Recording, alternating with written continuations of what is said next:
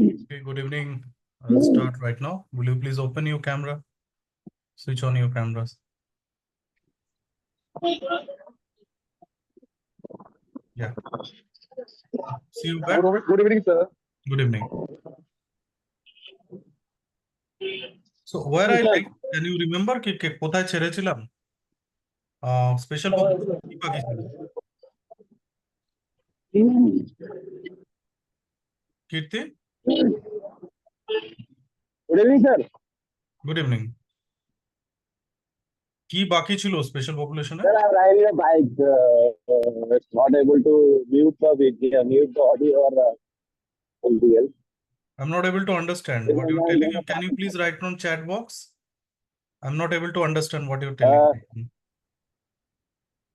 तो मैं अभी म्यूट कर दे रहा हूँ क्योंकि मैं थोड़ा ट्रैफिक में था तो अच्छा ट्रैफिक में हो ओके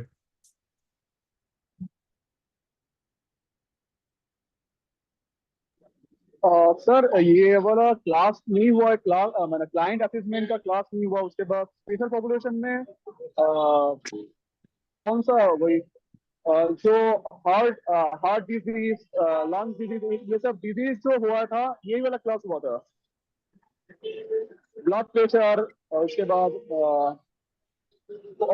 ऑर्थो का प्रॉब्लम ये सब प्रॉब्लम का क्लास हुआ था स्पेशल पॉपुलेशन में डायबिटीज हो गया था ना हाँ हाँ हाँ हाँ हाइपरटेंशन भी हो गया था हाँ हाँ हाँ हाँ सीओपीडी का बाकी था थोड़ा क्या सीओपीडी भी मेरे ख्याल से हो गया है नहीं ऑस्टियोपोरोसिस सर सीओपीडी मीन्स एक बार बताइए प्लीज हेलो वो जो ब्रीदिंग प्रॉब्लम है लंग्स का इशू जो है নিঃশ্বাসের প্রবলেম सर एक बार হাঁপানি वो वाला प्लीज হাঁপানি হাঁপানি না না ওটা একবার রিভাইজ করে দেবেন এটা একবার হয়তো হয়নি যদি না হয় তাহলে রিভাইজ হয়ে যাবে মানে জেনে যাব বা যদি হয়ে যায় তাহলে না বলে না দিন মানে মানে আমি তো একটু রেকর্ড ভালো করে করে দিই জেনে যাব আমি রেকর্ড করে দিচ্ছি এটা রেকর্ডটা আমি দিয়ে দেবো গ্রুপে আচ্ছা আচ্ছা আচ্ছা ঠিক আছে তো সিওপিডি মানে হলো ক্রনিক অবস্ট্রাকটিভ পালমোনারি ডিসঅর্ডার হ্যাঁ মানে লাংসে কোনো যদি কোনো প্রবলেম হয় সেটা অ্যালার্জি থেকে হতে পারে জন্মগত হতে পারে এবং তার জন্য যদি নিঃশ্বাস নিতে অসুবিধা হয় তাহলে বিভিন্ন রকমের সিমটম দেখা যায় তার মধ্যে হাঁপানি হতে পারে তোমার কাশি হতে পারে ব্রঙ্কাইটিস হতে পারে কাফ জমতে পারে বুকে অনেক কিছু ইস্যু হতে পারে তো এরকম ক্লায়েন্ট যদি জিমে আসে তাহলে সেক্ষেত্রে আমরা কি করব সেটাই একটু দেখে নিই কি করব যখনই আমরা এক্সারসাইজ করাবো কন্ট্রোলড এক্সারসাইজ করাবো 30 মিনিট থেকে 45 minute maximum exercise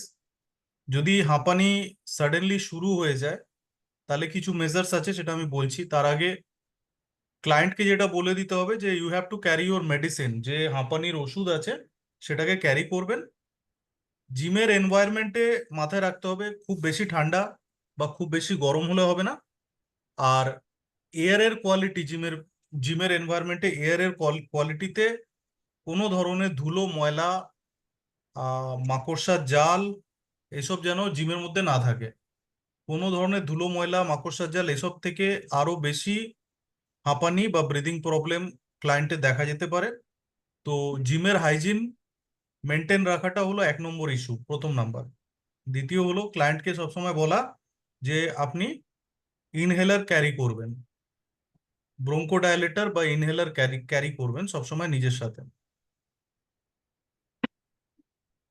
high ইন্টেন্সিটির exercise করাবো না যে কোনো স্পেশাল পপুলেশনে এটা আমরা জানি যে হাই ইন্টেন্সিটির এক্সারসাইজ কোনো স্পেশাল পপুলেশনে করাই না অ্যারোবিক এক্সারসাইজ এবং স্ট্রেংথ এক্সারসাইজ দুটোই দেবো ফ্রিকোয়েন্সি 3 থেকে 7 দিন প্রতি সপ্তাহে 30 মিনিট এবং ইন্টারমিটেন্ট মানে 30 মিনিট করালে তারপর রেস্ট দাও তারপর আবার 30 মিনিট করাতে পারো লো ইন্টেন্সিটি এক্সারসাইজ 1 মাস 2 মাস পরে তুমি হাই বা মিডিয়াম ইন্টেন্সিটি এক্সারসাইজ করাতে পারো সপ্তাহে 2 থেকে 3 দিন রেজিস্ট্যান্স এক্সারসাইজ বা স্ট্রেংথ ট্রেনিং এক্সারসাইজ আর অ্যারোবিক এক্সারসাইজ 3 থেকে 7 দিন যে কোনো দিন করা যায় প্রতি সপ্তাহে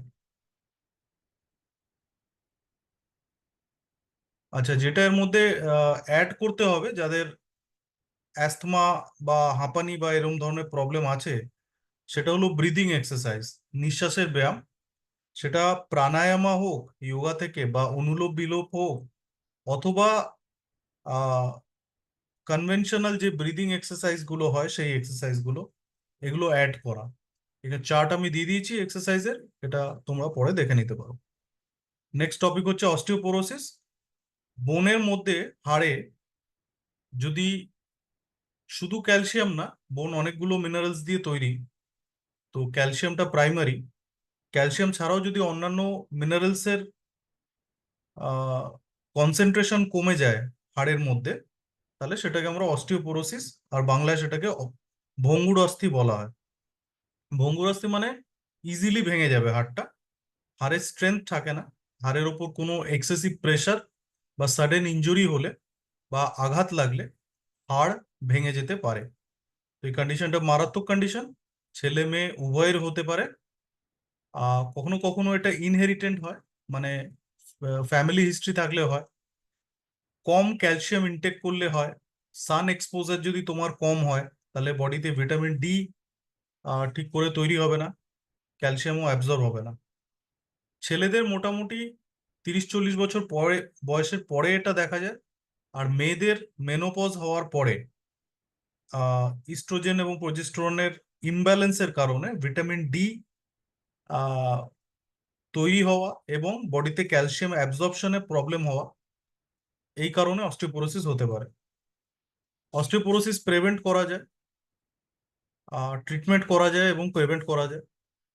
তো অস্টিওপোরোসিস থেকে প্রতি বছর লক্ষ লক্ষ লোক ভারতবর্ষ এবং বিদেশে ফ্র্যাকচার হয় এবং ফ্র্যাকচার থেকে মারাও যায় অস্টিওপোরোসিসের জন্য। তো এটা আমরা দুটো বোনের কম্পারিজন একটা ফটো রয়েছে যেখানে দেখতে পাচ্ছ যে একটার মধ্যে। हेलो यूपम सर। হ্যাঁ বলো। हमें खेती बोला था सर, प्लीज थोड़ा इसको हिंदी में थोड़ा समझाइए सर, क्योंकि बंगाली थोड़ा सा मैं समझ लेता हूँ, क्योंकि जैसे भी मैं उड़िया हूँ, मैं थोड़ा थोड़ा समझ लेता हूँ कि उसमें थोड़ा दिक्कत हो जाएगा हमको सर। ओके ओके ठीक है, हिंदी में बोल देता हूँ ना। ये ये मैं दो, समझ लेता हूँ थोड़ा थोड़ा, मतलब नहीं नहीं कि मैं बोल रहा हूँ, 90% हिंदी समझ में बोल रहा हूँ, हिंदी में हो बोल जाएगा देता हूँ, कोई प्रॉब्लम नहीं। जी। तो ये दो बोन का आप फोटो देख पा रहे हैं, ये लंबर वर्टिब्रे का फोटो है, कमर का। तो एक साइड में जहां पे मैं कर्सर ले आया हूँ, यहाँ पे बोन का डेंसिटी सही है, और इधर जो है लंबर पोर्शन में बोन का डेंसिटी कम है। ये डेंसिटी कम हो जाने का मतलब ये है कि ये ऑस्टियोपोरोसिस है। अगर एक्सरे लिया जाएगा तो एक्सरे में ऐसा नहीं दिखेगा, वहां पे एक्सरे एरिया में ब्लैक दिखेगा। ज्यादा ब्लैक पोर्शन अगर है, व्हाइट पोर्शन कम है, ब्लैक पोर्शन ज्यादा है बोन में, दैट मीन्स कि वहां पे ऑस्टियोपोरोसिस होने का संभावना है। तो यहाँ पे क्या है, ये अगर आपका ये खाली खाली है जगह, तो यहाँ पे अगर आपके ऊपर कहीं पे लोड आता है स्पाइन के ऊपर, तो स्पाइन में फ्रैक्चर आपका हो सकता है, एंड बहुत ही डेंजरस है, इसको पॉट्स फ्रैक्चर बोलते हैं। इसके वजह से आप पैरालाइज्ड भी हो सकते हैं। डिस्क प्रोलैप्स हो जाना, कमर में या नेक में पेन होना, ये एक ऑस्टियोपोरोसिस एक कॉज हो सकता है उसके। उसको जानने के लिए हम लोग ब्लड टेस्ट करेंगे, विटामिन डी ब्लड में, और कैल्शियम लेवल ये चेक करेंगे, विटामिन D3 एंड कैल्शियम। और एक टेस्ट होता है, उसको हम लोग बोलते हैं bone density test, bone density test या बोन स्कैन। ये भी करने के बाद पता चलता है कि ऑस्टियोपोरोसिस है कि नहीं। इसको प्रिवेंट करने के लिए बैलेंस डाइट देंगे, स्मोकिंग को अवॉइड कराएंगे, मेडिसिन रेगुलर लेंगे, और एवरी डे थोड़ा थोड़ा वेट बियरिंग एक्सरसाइज करेंगे, जो बोन के डेंसिटी को आस्ते आस्ते धीरे धीरे बढ़ाएगा। तो ये सारे चीज है, क्यों हम लोग एक्सरसाइज करेंगे, to increase bone mass, overall health अच्छा होगा, बैलेंस एंड एजिलिटी अच्छा होगा, और फॉल प्रिवेंशन होगा।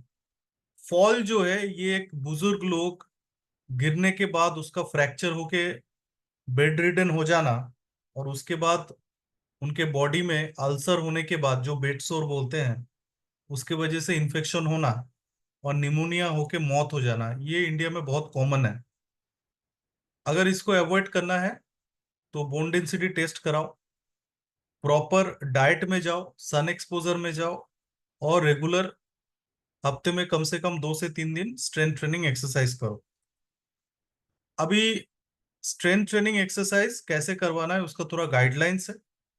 ऑस्टियोपोरोटिक पेशेंट जो है, क्लाइंट आपके पास अगर आता है, अगर डायग्नोस्ड है, तो उसको rapid jumping activity, rapid stair climbing, treadmill में 5 किलोमीटर पर आवर से ज्यादा रन करना,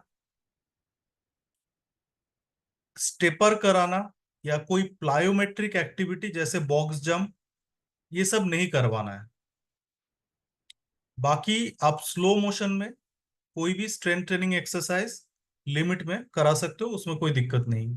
तो ये ध्यान रखना, ऑस्टियोपोरोटिक पेशेंट के लिए jumping, sudden directional change, sudden thrust and force, ये नहीं कराना है। जो नॉर्मल एक्सरसाइजेस है वो आप करा सकते हो, लेकिन इंटेंसिटी जो है कम रखना है। That's all. रिकमेंडेशन जो स्ट्रेंथ ट्रेनिंग का है, 1 सेट मैक्सिमम 15 रिपीटेशन, 8 से 10 एक्सरसाइज। स्पाइन का बेंडिंग जो है फॉरवर्ड, वो अवॉइड करना है, और बेंड होके सामने से कुछ लिफ्ट करना, वो अवॉइड करना है ऑस्टियोपोरोसिस में। हर 2 महीना में एक बार बोन डेंसिटी चेक करा लो, और चेक कराने के बाद अगर आपको दिखे कि ऑस्टियोपोरोसिस ठीक हो रहा है, तो आप धीरे धीरे एक्सरसाइज के इंटेंसिटी बढ़ा सकते हो। Balance training, walking programme, non weight bearing activity, ये सारे चीज आप करा सकते हो।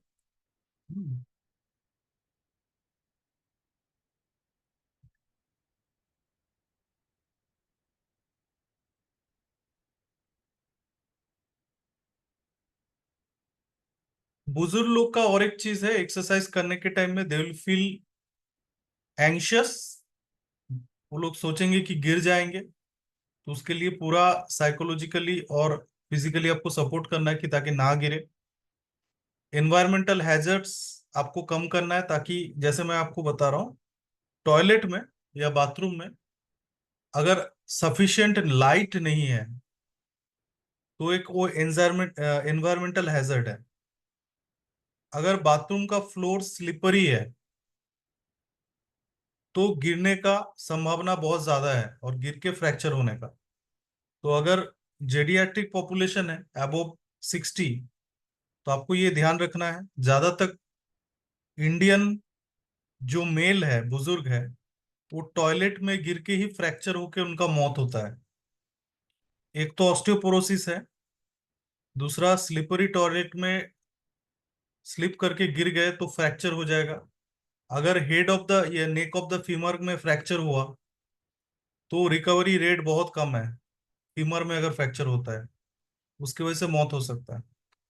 तो ये सारे एनवायरमेंटल हैजर्ड है। कहीं पे देखना है कि फ्लोर ऊंचा नीचा ना हो, तो सडनली गिर ना जाए, जूता उता अच्छा रहना चाहिए, अनइवन सरफेस नहीं होना चाहिए, स्लिपरी सरफेस में नहीं चलना चाहिए, ये सारे चीज कंसिडरेशन में रखना है।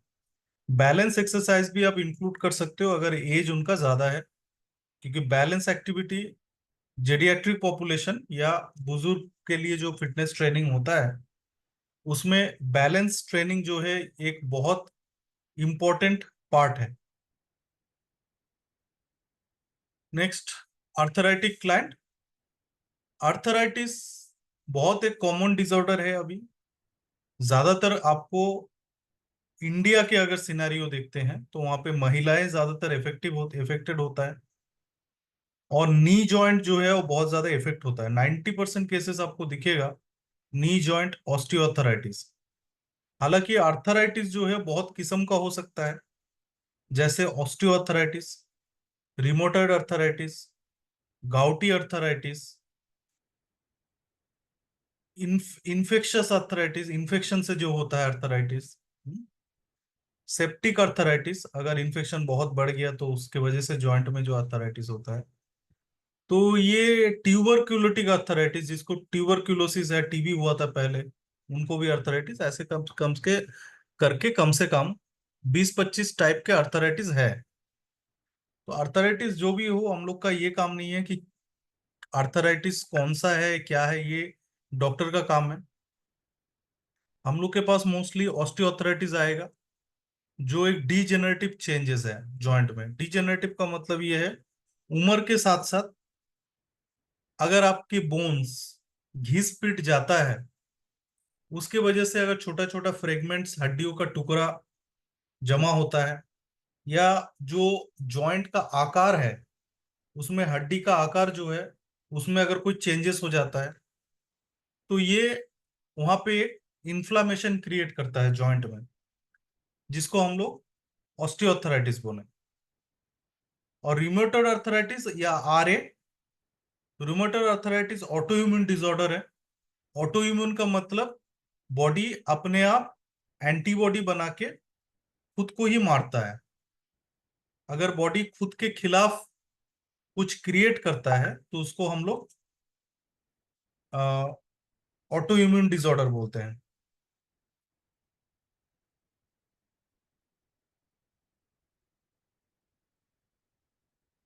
ओके, सो ये दो टाइप के मेजर ऑस्टियोआर्थराइटिस आपके पास दिखने को मिलेगा।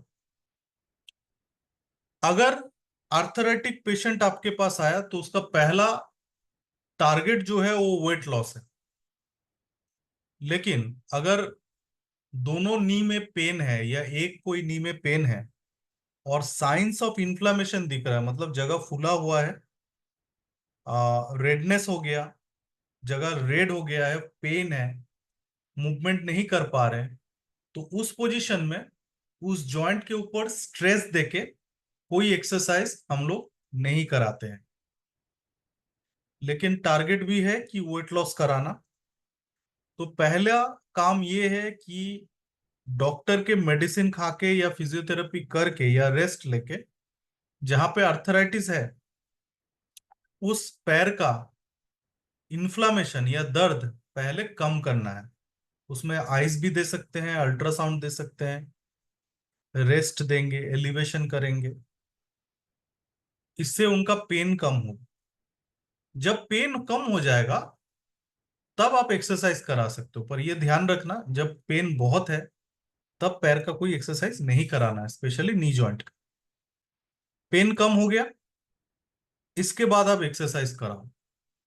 तो पहला क्या शुरू होता है, अगर हम लोग विगरस एक्सरसाइज कराना चाहते हैं, मतलब कैलोरी लॉस करवाना है बहुत जल्दी, लेकिन पैर के ऊपर आप प्रेशर नहीं डाल सकते हैं, तो क्लाइंट को आप या सुला के बैठा के या सुला के जितने भी प्रकार का पॉसिबल एक्सरसाइजेस हैं वो आप करा सकते हो। चाहे वो, अगर आपको वार्म अप कराना है, हार्ट बीट को बढ़ाना है, तो हम लोग हाथ का इस्तेमाल करते हैं, जैसे बॉक्सिंग मूवमेंट्स, या फोकस पैड में आप पंच करना, या हाथ का सिंपल मूवमेंट करना, इससे हार्ट रेट बढ़ता है, वार्म अप भी हो जाता है। तो एक आदमी को बैठा के हम लोग कोशिश करेंगे कि उसको स्ट्रेंथ ट्रेनिंग, एक्सरसाइजेस जितना भी पॉसिबल है उसको कराएं, और उनको सुला के कोशिश करेंगे, जस्ट सुपाइन लाइन या साइड लाइन में कोशिश करेंगे कि सारे एक्सरसाइज वहीं पे हो जाए। पैर में खड़ा होके या दौड़ के जंपिंग करके कोई भी एक्सरसाइज नहीं कराना है, इससे पेन बढ़ सकता है। अभी धीरे धीरे अगर पेन कम होता है तो हम लोग छोटा मोटा एक्टिविटीज जिसमें नी बेंड होता है उसको शुरू कराएंगे। कैसा, जैसे स्क्वाट अगर हम लोग को कराना है तो सपोर्टेड, मतलब हाथ से कोई चीज को सपोर्ट लिया, उसके बाद थोड़ा सा नी को बेंड करके स्क्वाट करके बैठना, खड़ा होना। धीरे धीरे हम लोग प्रोग्रेस करेंगे। फुल फ्लेक्शन, नी जॉइंट का फुल फ्लेक्शन सडनली नहीं करना है, हम लोग को धीरे धीरे करना है। हालांकि डॉक्टर ऑलरेडी मना कर देगा कि नी जॉइंट को पूरा फ्लेक्स नहीं करना है, बट आजकल के थ्योरीज जो है वो बोलते हैं कि नी जॉइंट वो फ्लेक्स करना है। अगर नहीं करते हैं धीरे धीरे तो स्टिफ हो जाएगा बाद में। तो आपको धीरे धीरे सारे मूवमेंट करना है, पर अटमोस्ट केयर रहे कि जब पेन है तब हम लोग वहां पे जबरदस्ती कोई एक्सरसाइज नहीं करेंगे। ऑल्टरनेटिव वे ऑफ एक्सरसाइज, जैसे सुला के बैठा के ऑल्टरनेटिव एक्सरसाइज वे हम लोग निकालेंगे, जिस जहां पे नी के ऊपर कोई प्रेशर ना पड़े।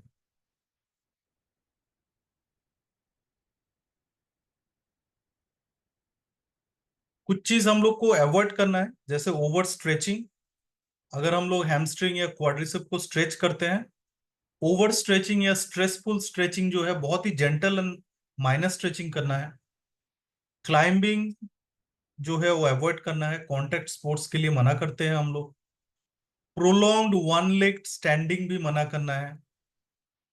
एक्टिविटीज जिसमें सडन रन एंड स्टॉप की जरूरत है, मतलब एजिलिटी टाइप का, वो हम लोग नहीं कराते। जॉइंट प्रोटेक्शन अगर जरूरी है तो हम लोग उसको यूज करते हैं ओनली ड्यूरिंग वॉकिंग या एक्सरसाइज। वो आपका नी को प्रोटेक्ट करने के लिए है। ये डिफरेंट साइज एंड शेप का आता है जो नी कैप आता है। Knee cap small, large, medium, ये तीन जनरली आता है, एक्सेल भी आता है। ओनली नी कैप पहनेंगे तभी जब आपको एक्सरसाइज करना है, ड्यूरिंग रेस्ट नी कैप नहीं पहनना है। ओवर स्ट्रेचिंग, अनस्टेबल, ये तो मैंने बता दिया। Avoid medial and lateral force. अगर ये नी जॉइंट है तो इसमें साइड से कोई फोर्स आए तो ऐसा कुछ एक्टिविटी नहीं करना है जिससे साइड से फोर्स फोर्स आए। High repetition, high resistance, high impact exercises नहीं करते हैं। एंड लाइफस्टाइल चेंजिंग जो है वो एक ऑब्स्टेकल है, उसको काउंसलिंग करके आपको क्लाइंट का चेंज करवाना है। जैसे plenty of protein, calcium riched food,